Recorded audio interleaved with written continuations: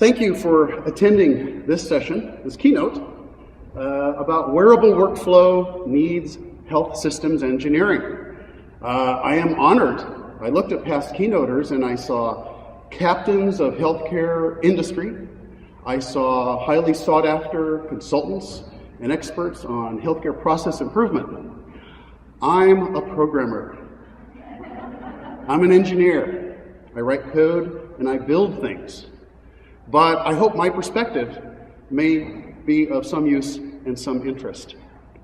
By the way, in the lower left, I say, tweet at me at Wearflow, no W on the end, during this conference, during this presentation, okay? I'll hear the ding. I might retweet you or reply or not, depending on, momentum and distraction and so forth. So, here's the roadmap. I will talk about, what do I mean by wearable workflows? I have scare quotes around there.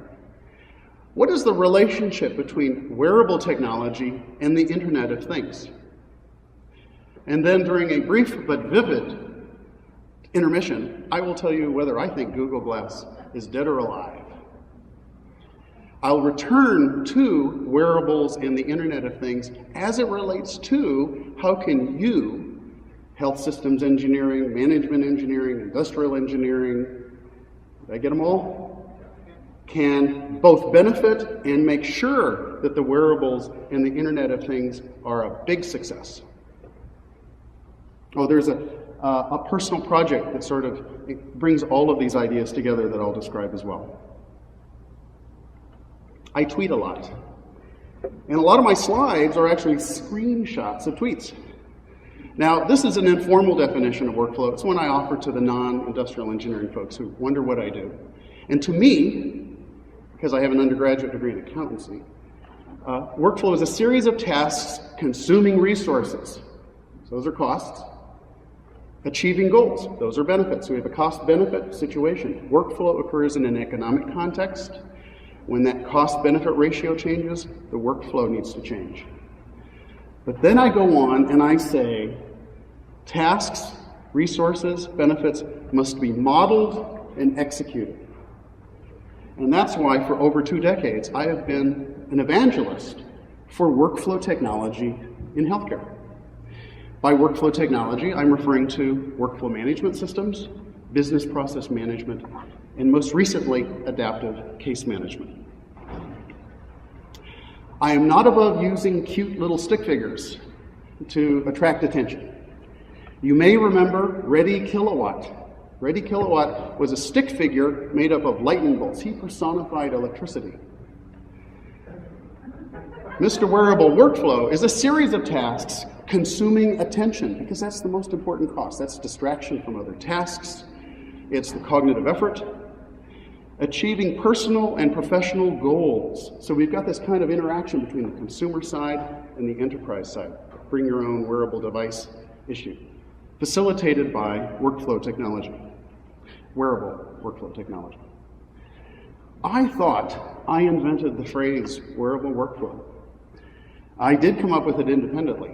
And then one day I idly searched in Google and I found that about 10 years ago, about 20 million euros was spent on a research program involving dozens of countries and companies, many famous, many with which you would be familiar here in healthcare. And what they, thank you, I just heard a ding, someone tweeted and mentioned me. They supported the notion that what we need to do is to eliminate the distinction between the information processing to support a task and the task itself. So you're working on an engine, you're doing surgery, and then you go over and you look up some information, you enter some information, there's a distinction. When you get rid of that distinction, then the information necessary for each step of the task is automatically available, ambiently and peripherally. And the data that needs to be entered is created and entered as a consequence of accomplishing the task. These researchers felt that wearable computing would lead to more straightforward workflows, better quality, and less waste. Of course, that has yet to be borne out. However, These sorts of wearable workflow systems are highly instrumented. Lots of time-stamped data comes off them, and you can analyze and find out whether there's rework or bottleneck or so forth and so on. Now, I'm not going to drill down too much into technical stuff, but I love this word, wearlet. Back in the 90s, there were applets, little programs that ran in browsers. And then there were portlets, so you construct a patient portal out of Tinker Toy-like portlet pieces. A wearlet, well, according to them, they conceived wearable workflow is a sequence of wearlets exchanging data. So you can think of a wearlet as kind of like an abstract wearable, kind of a software wrapper, maybe an icon you drag someplace. And it wraps up maybe a physical device or some particular functionality of a physical device. I conceive of 3 levels of wearable workflow. The first level is at the intra-device level. So when you're interacting with Pebble or Jawbone, and I'm wearing both because I'm comparing the estimates of the steps. I'll use whichever one is most charitable. And so we have micro workflows, micro interactions. Industrial engineering, human factors, usability, there are traditional sources of expertise and experience that are relevant to creating usable wearable devices. There's also inter-device wearable workflow. So for example, the Apple iWatch or watch, when it comes out, is going to have an interaction with the iPhone, such as, for example, a notification arrives. You look at it, you reach in your pocket, you pull out your iPhone. If it's an email, it'll automatically open to the email. If it's a video, it'll automatically play it. Now, Apple already has the continuity system in iOS 8. So you start a task on your tablet or iPhone, and then you pop over to your MacBook, and you continue the task. So you can see these tasks are kind of skipping from device to device to device.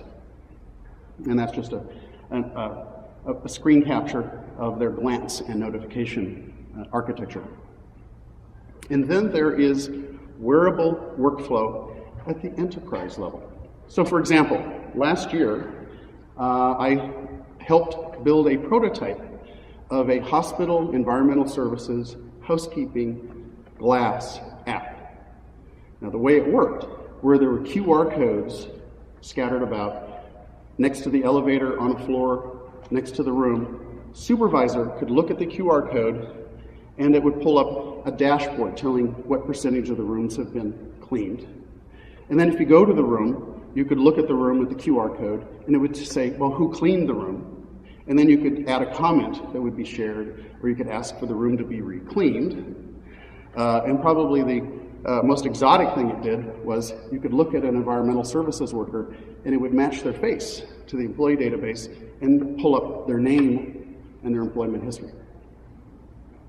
And that's just a blow up of what you saw when you first look at the QR code. Now, here's the interesting thing. The application was created by drawing workflows. Okay? It was not created by a Java programmer or a C# programmer or a MUMPS programmer. And this is part of a class of what's called low-code application creation. The workflow style low-code application is particularly relevant to people who draw workflows all the time and analyze workflows all the time. And so this will be kind of a common theme in the rest of the slides. Okay, so your smart ring vibrates, you got 5 messages, you pop over to your phone, recognizes the gesture, opens to the notification it thinks is the most important, relying on machine learning or maybe fuzzy logic or some conditions that you set. You can do something with that. You can dismiss it, accept it. There are also customizations. So the new Pebble actionable notifications, you can customize the replies. So, on my way, cool, go Bears. And someone just tweeted, thank you very much. I'm going to roll here, so I'm not going to pause to reply at the moment. And these are some of this is the Pebble. So on the left we have sort of the hard-coded stuff. Open on the phone, dismiss. These are the templates that you create and they can send a customized message. And eventually you'll see variables, so it can be even smarter. And I'm asking here, can when you pull the phone out, can it be automatic as opposed to having to, click on something? Okay, so here's every wave of technology, social, mobile, analytics, cloud, brings more and more sophisticated workflow awareness, some kind of representation of workflow, goals. It's just so much smarter than if-then statements and case statements and loops. And so here's an example. In the lower left, you can't make it out, but there are icons. And in the lower left is an icon of a smart sock. And this smart sock can tell when someone has fallen over with a pretty high degree of accuracy. And then as you proceed up and to the right, it goes through some logic. It calls an automated EMT answering service. They send a notification, they call, and they say, are you okay? You say yes or no, or if you don't answer, then it continues on to the upper right, and the notification goes to the ambulance. Embedded in that is a link. You click on the link, and up the map pops that shows the location of the smart sock. What's interesting about this is you didn't have to write a lot of Java code or C# code. In fact, it's workflow. You're designing applications by drawing workflow. Okay, that's wearable workflow. Now we're going to talk about what is the relationship of wearable technology in the Internet of Things. This presentation could have been a litany of headlines and case studies. Google Glass, wearables, Internet of Things in healthcare. As an engineer, thank you, I just heard a ding. Thank you, Katie. What I wanted to do was to drill down on this one because it illustrates 2 or 3 important points. This is a startup out of MIT, and they attach sensors to antibacterial soap dispensers. And these sensors can tell by the motion that when it's being used. And it can talk to badges that the staff wear. And that information can be logged. And then there are beacons, or iBeacons, Bluetooth beacons scattered about in the patient rooms and so forth. So when you walk up to a patient or you leave a patient, if it doesn't think you've washed your hands, the badge will buzz, will vibrate. You walk down the hall, you go by the base station, and all that data is uploaded, and there's a dashboard. It's kind of like a live heat map, or with kinds of key performance indicators, whichever are relevant. Now, all very well and good, but here's the thing. Remember I said I was going to tell you about the relationship of the Internet of Things and wearables? They're really the same thing. A wearable is basically an Internet of Thing that you're wearing. So it's this interaction between the stuff that's in the walls and that's under the cushions and in the potted plant where the hallway goes left and right and everybody goes the wrong way, and the stuff that's being worn by the staff and by the patients. Those interactions are time-stamped, and if it's done smartly, there's also context. You know what patient we're talking about or what procedure is being executed or they're going to. And the second thing is this. In the Internet of Things / wearable technology, explosion, maybe to come, there's a tremendous amount of pivoting and generalization. So as soon as these were in place, people looked at that and said, hey, why don't we put the sensors in other places besides soap dispensers? And why don't other people wear these wearables? And then we could gather data on patient wait times, treatment patterns, maybe spot various places of waste that could be avoided. And then someone said, why stop at that? If we had this in real time, and we knew moment by moment where there might be some idle resources, then we could actually send notifications and move those resources in response to spikes or surges in demand. This started out as a smart dog collar. Okay? So when I talk about pivoting and generalization, and then someone say, hey, the 2008 economy sucked. Why don't we, healthcare recession-proof, let's try, I got this hand hygiene initiative. Being generalized to become a kind of a hospital workflow support system. And they just got $15 million of investment. Now, how is this possible? Well, here's a microcontroller that's coming out from Intel called the Curie. It has an accelerometer and gyroscope so you can sense that stuff. It's got Bluetooth so it can communicate with stuff around it, so that's the inter-device workflow. That could be a button on your smock. It could be in your pocket. It could be dropped into the pot of a potted plant. It could be inserted into a seat cushion.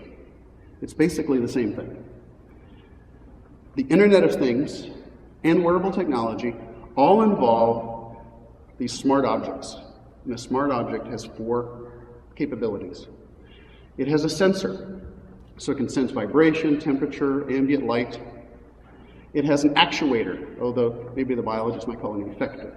And that is, it can vibrate and back, and it can light up an LED, or it can put a little, send something on a little LCD screen. And then you have connectivity. And there's basically kind of 2 kinds. There's the local connectivity, so that's the inter-device wearable workflow.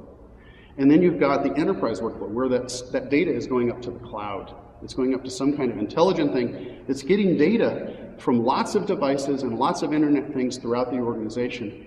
And it is doing, or it can provide that data for analysis to find bottlenecks and rework and so forth. But it also can be used to drive notifications and information back out into the organization in real time.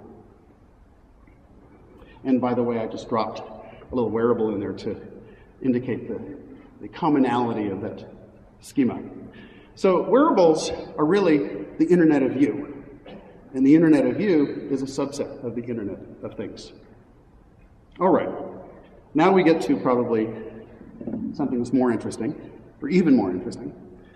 Last year, I talked about Google Glass and workflow, how it worked, variety of use cases, which I think a lot of them have kind of come true.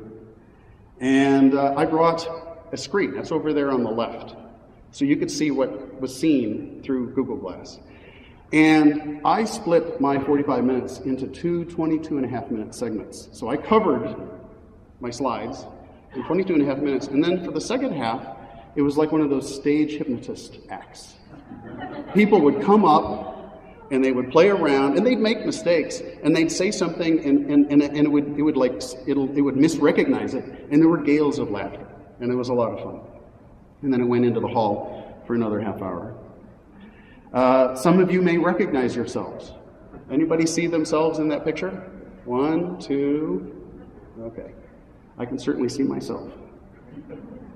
I got glass in early 2013. And I wore it all the time, as long as the battery allowed. That'd be 4 or 5 hours a day. And it was really kind of cool. I was now in this screenshot, there's a dark background, but when you're actually looking, it can actually be transparent, like the words are sort of floating there. Okay, and I was walking across DuPont Park on a cloudy day, and I heard ding. This is like the second day I had it, and I heard a ding. And I automatically looked up. And I don't know if you can tell it, but the little bright light came on. I automatically looked up, and if you look up within 5 seconds of a tweet mentioning you or an email, it'll automatically show you. And then underneath, in quotes, it has like a little voice command, like which can be like, Google Glass reply or something. And I looked at it, and floating in the sky was an email from my wife. And I said, and underneath it said, Glass reply. I said, Glass reply. And then all of a sudden the speaker came on, a little microphone like it's waiting. And then I said, that's fantastic, dear. I'm answering you with Google Glass, which is very convenient. Completely hands-free. Anyway, send me lots of pictures. Love, truck. And it's a consumer device. Now I could have swiped it, but I was so impressed I got everything else right. I go, Diana will like that. I also like the hands-free, on the consumer side, I also like the hands-free photography and videography. 5 a.m. in the morning in the middle of the summer, longest day, I'm driving toward the East Coast from the family farm in Northwest Illinois. I would not have had this picture. I would not have this picture, iconic with the sunrise behind the silo, if I hadn't been able just to be able to say, okay, Glass, take a photo. Okay. I'm a firm believer in a principle of the philosophy of science, which is you don't really understand a phenomenon unless you can reproduce it. And if you're an engineer, that means build something that does what you are trying to understand. And so I've built a bunch of prototypes. And this was a glass eye chart. Obviously, it only worked for one eye. And then there was this, which is, this takes data in real time, and it shows you various tasks that are pending in various rooms. So you have Dr. Blue, Dr. Purple, rooms N1 through N3, S1 through S3. There's an exam waiting 5 minutes, and these numbers change, you know, as time goes by. And Dr. Blue is in room S3, and that's with the little asterisk. So he's busy in there. So this is kind of, and just showing everybody the state of the system is just a very valuable thing to do. I think glass or glass-like systems have enormous potential in improving the workflow and usability of many of our traditional and perhaps traditionally disliked electronic health records. The most successful in getting, at least publicly in terms of getting money, is Augmetics in San Francisco. Augmetics, I think, is up to $23 million. They're in, I hear, dozens of pilot sites. Word spread, doctors show up in their doorway, at least according to their marketing department, demanding glass. Recently, there were headlines about the Glass Explorer program ending. And half of the articles were basically laughing at the failure of a product. It wasn't a product, it was a prototype. And Google learned an incredible amount of information. What do you do with a prototype? You throw it away. So there are 10 companies right now participating in the Glass at Work program. 5 of the 10 are healthcare focused. Of the other 2 or 3, they include healthcare in their portfolio. They would do intelligent workflow in a variety of areas, manufacturing, agriculture, and then they list healthcare. So, and these companies have no trouble getting glass. And in fact, it moved out of their Google X area, which is where they're working on the driverless car and, you know, curing cancer and so forth. Those have, like, you know, 10, 20-year horizon, time planning horizons. And it now reports to the same guy who was considered to be the father of the iPod. Just like think about usability. He developed the Nest home automation system, sold it for $3.2 billion to Google, and he has a reputation for not releasing anything until it's perfect. But I do wear it in my pocket a lot. I take it on and I take it off. When I first started wearing it, nobody knew what it was. When people saw it, sometimes they thought it was like a low vision assist device. Then for 6 months, people would run across the street, is that glass? And then I've done over 500 2-minute demos where I turn around. And then there was a kind of a backlash in social media and in popular media, revolving around perceptions, worries about privacy, aesthetics, dorkiness, privilege. Some of the early glass ambassadors were not particularly goodwill ambassadors. And so I kind of, you know, so here I'm wearing it a lot because I'm kind of expected to. I'm doing a Keynote, I gave the glass last year. It's incredible GPS. The GPS is so much better than the one that's on your dashboard. It takes 5 seconds for you to look at your GPS on the dashboard and back on the road, and you've traveled enough feet that you have to reconstruct your environment. Half a second with glass. But I've never had a bad experience. But I've heard that people have. And so when someone comes up to me and I'm wearing glass, I take it off, kind of as a sign of, you know, respect. So just old-fashioned etiquette works just fine. Now I'll tell you, look, is that the ugliest shirt, because it had a big pocket, has a big old battery so I could wear it for, you know, 18 hours a day. And you know what? That is not going to be successful in the consumer realm. I understand that. Yeah, that someone's taking a picture. Okay, I should go and stand underneath that. Okay, so we are here. We are in the trough of disillusionment relative to glass. I think in the next year or two, we are going to climb out to the plateau of productivity. And why do I think so? Well, the popular perception is that glass is a wonderment of miniaturization. And that's true as far as it goes. But it's a wonderment of miniaturization of off-the-shelf technology. When glass came out in 2012, it was using 2010 technology. And look, you know, some of the prices when they tear it apart and, you know, figure out how much it costs are ridiculously low. In fact, the most exotic thing, of course, is this little, micro display up here. $3 or $5. It's been around for years in the industrial sector. This is kind of this was the product manager, Tom Chi, at Google, and he has got a great video out there in which he tells kind of the inside story about how it was prototyped. But he made this, I think, a very telling point, and that is, if Google could have gone to the electronic component manufacturers and guaranteed them 100,000 sales, they would have miniaturized all of the components and made them shaped exactly the way that they would all fit together in the closest packing structure. And so he estimates the next version of glass could be a 5-fold, at least, diminishment in three-dimensional volume. So you got the price, you got the size, get rid of this thing that's causing so much consternation, and now you've got the battery life.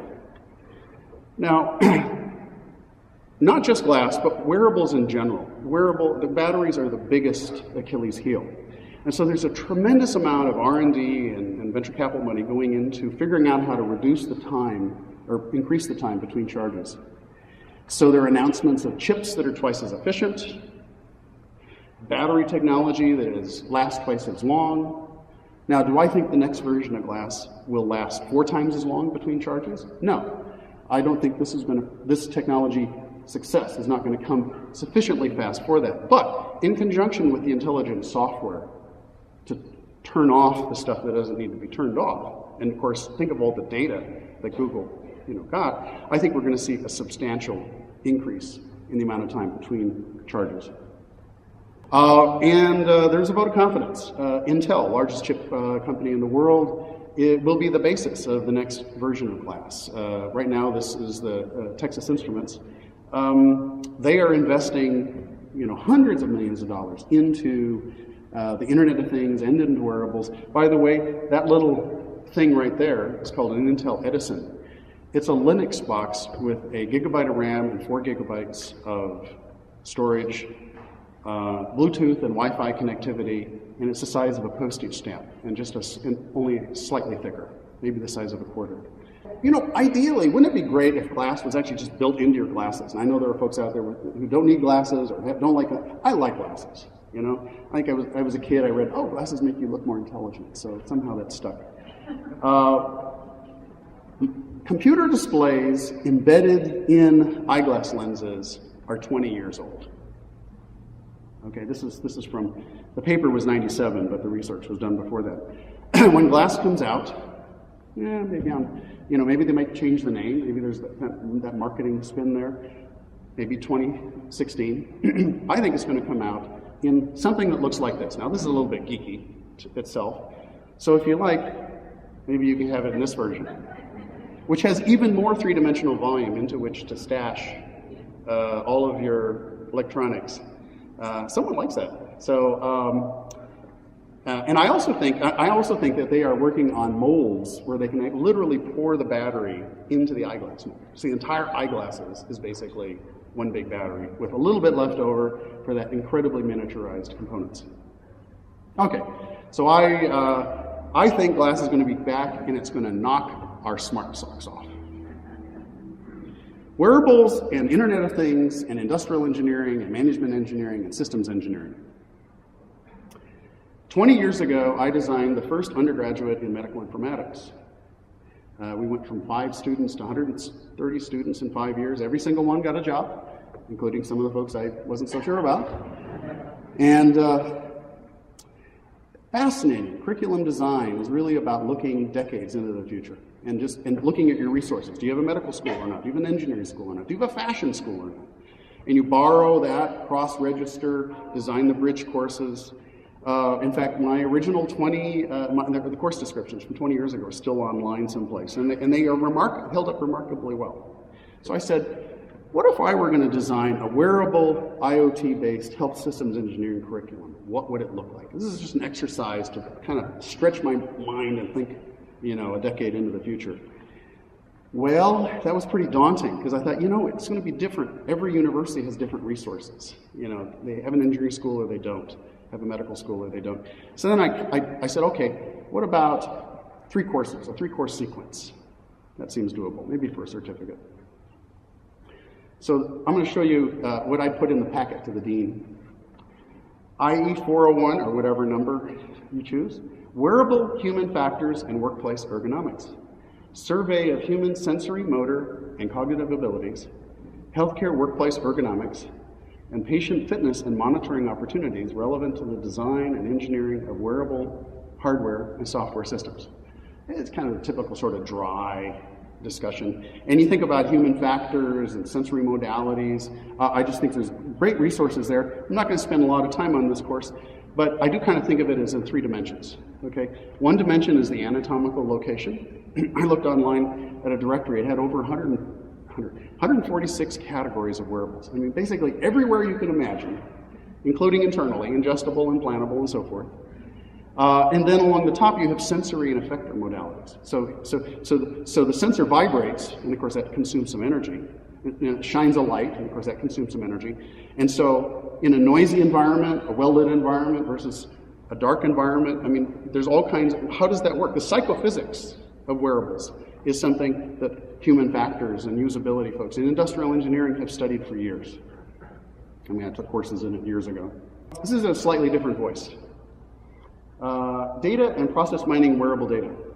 Imagine what Frederick Taylor and Frank and Lillian Galbraith could have done with timestamp position and location data made possible today by wearable technology, or with patient-generated health data.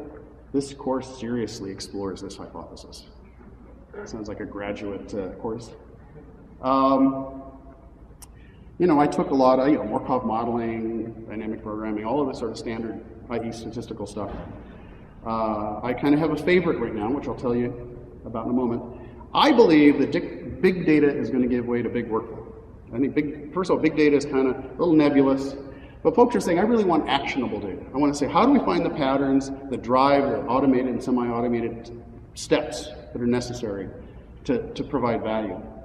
And I have a kind of a favorite area, which is process mining. This is actually work done back in 2008, although it got reported at the Las Vegas version of this conference. Frank here was present. Thank you, Frank. So along the left, we have an ID. The ID is the workflow ID. It ties together a bunch of tasks. In the middle, we have descriptions of events. Now, I was pulling this data out of an electronic health record, so it's get the patient, view the chart, current meds, allergies, and so forth. And then we have timestamps, dates and times. You just have hundreds of thousands or millions of rows like this. And then the little ellipses off to the right, that's additional information, like diagnosis, demographic information, which doctor, which person touched the patient at what point. And you can turn that into pretty flowcharts. Now, I've suppressed a great deal of detail here, but this also has percentages and volume, and you can annotate them with cost. I was like the guy who lost his keys and looks under the light post. The keys may be over there in the bush, in the dark, but it doesn't do me any good because it's dark and I can't see. So I was restricted to the timestamp data in the electronic health record, and certainly there's valuable stuff there. What if you had so much more data that's just literally coming out of the walls and off of the wrists and the badges and pockets of the staff and the patients? It's that interaction between the Internet of Things and the wearable stuff as they pass each other that gives you that time-stamped wearable information, workflow information. Okay, when I was in industrial engineering, I was really envious of the mechanical engineers and the electrical engineers. They were creating all kinds of cool stuff down in the machine shop. They were breadboards, they were making things happen, binary adders and so forth. But today, any Joe or Josephine can be an electrical engineer or mechanical engineer. And that's with the open source hardware movement.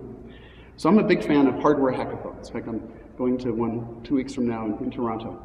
And so this is a hands-on lab, semester-long hardware hackathon. You will learn to assemble and program inexpensive Arduino microprocessors and modules, some of those modules being Bluetooth modules and Wi-Fi modules so they can communicate with each other in the cloud, and create and print 3D models and combine into prototype wearable products. Hardware hackathons are an incredibly immersive experience, especially to young students. You walk in the door on Friday, you don't have to be a software engineer, just one course in an introduction to programming. And I looked at a bunch of IE curricula, and everybody has at least one course in programming. And by Sunday, you may have a robot that you can control with your smartphone. You may have a smartwatch that does sort of fitness kinds of things. My favorite, this lady created a brooch, and and it had a facial recognition camera, and every time it saw her boyfriend, it would show an animation of a smile and it would play a happy song. And it's so just the investment of, and then plus the physicality of building this stuff is a very, it really draws folks' attention. And here's a kind of a prototyping sequence. So you get an idea, that's a breadboard. So you're sticking chips into this little board that's got holes and wires, and you kind of get things working, and then you got to make it a little smaller for your demo, and eventually you get to the alpha where you want to actually use it. But notice, you can't send that thing naked into the real world. I mean, the elements are going to do things. You got prying eyes, you got Grimes going to cause shorts.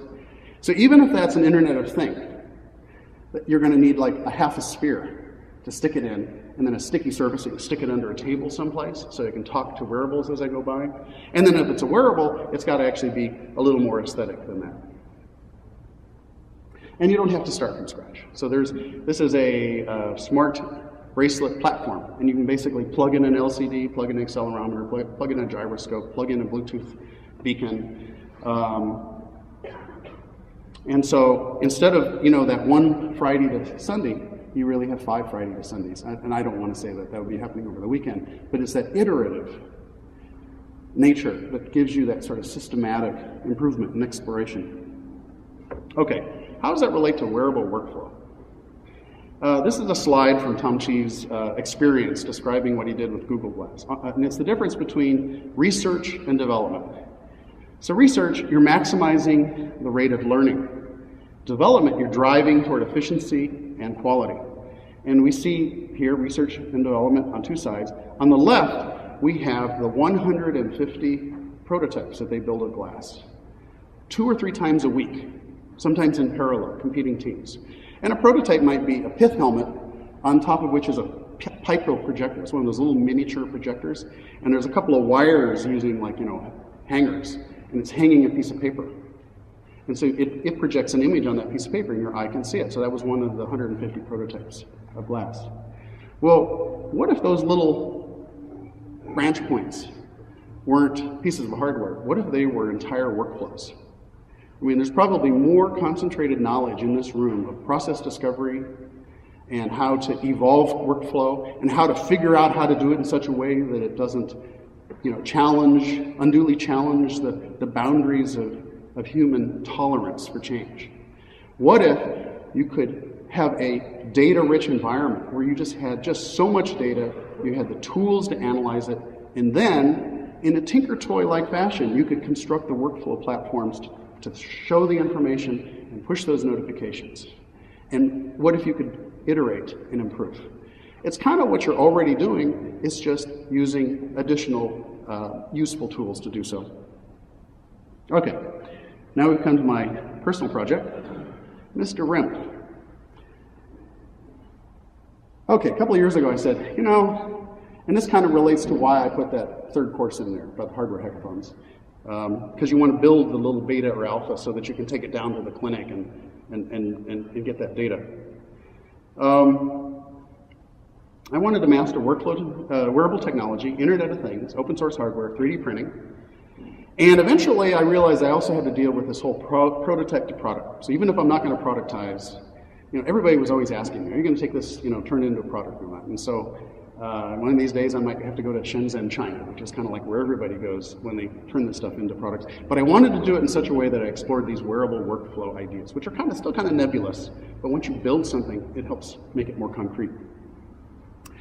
That's version 2 of Mr. Rimp. RIMP. RIMP stands for Robot in My Pocket. After a movie with Andy Griffith called Angel in My Pocket. Angel in My Pocket. The angel lived in a pocket and it helped a family out of arduous circumstances. Mr. Rimp entertains and distracts children in arduous circumstances. He's intended to be customizable by pediatricians, child life specialists. You don't see the animation there, but little animations happen, like a little green snake comes and wiggles, and then there's a speaker, and he does text-to-speech. He says, I like snakes. My name is Mr. Rimp, what is yours? In that old kind of vocoder, 10-year-old technology. And then the buttons cause things to happen. He's version 2. He's not completely enclosed, so that's the kind of his back side. And this is all, these boards are like $10 a piece, and you can get them from, half a dozen websites. They have all kinds of tutorials. Just literally tell you what to plug into what. And by the way, in the middle, it didn't get previous. Yeah, in the middle on the top, there's a little Bluetooth transceiver, so it talks to glass. So I can basically do a ventriloquist act. I can say, hello, Mr. Rimp. Hello, Dr. Rimp. It's very entertaining. Now, talking about pivoting and the Internet of Things, Mr. Rimp actually started as a home automation project for palliative care. I had a couple of relatives who spent several years in bed. Their worlds became progressively smaller, and they grew weaker and weaker until they literally could not pick up a smartphone. But, they could tilt their head. I'm thinking Google Glass, they can tilt their head. I could use the Snapfish API and send, family photos randomly and so forth. So the glass is the wearable. It sends out what's called a REST call. It's a web service call out to a database, and something happens, and then that database talks to that Spark core. That's a microprocessor. It's Arduino compatible. It runs Arduino C# code, but it's like a simple C. And it turns on a light, or it moves the blinds, or adjusts the heat.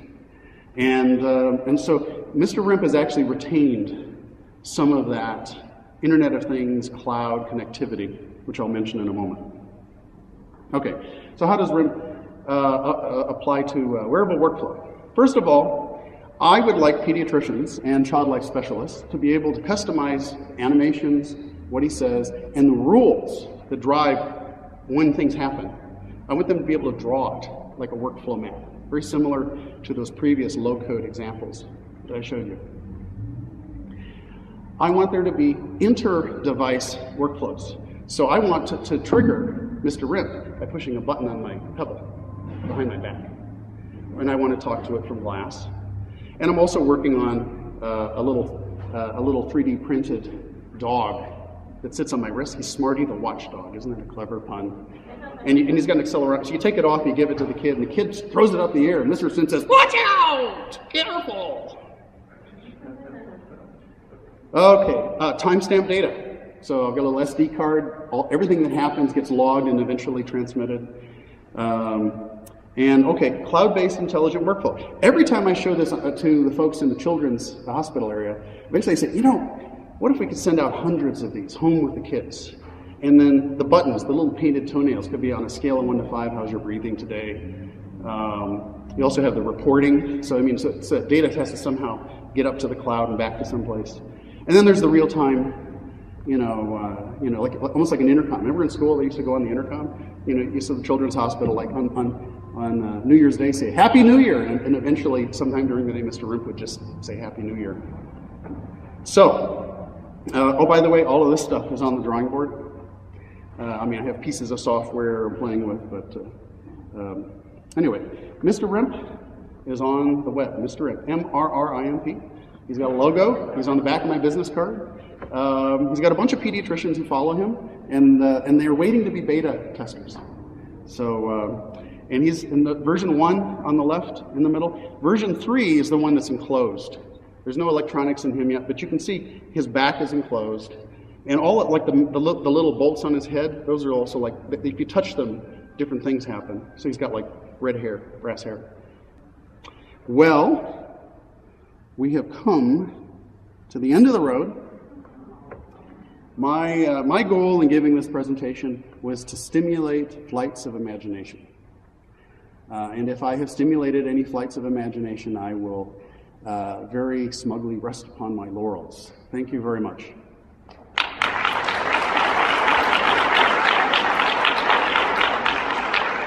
I guess we have time for questions. I'll be happy to field them. I don't know what time it is, so.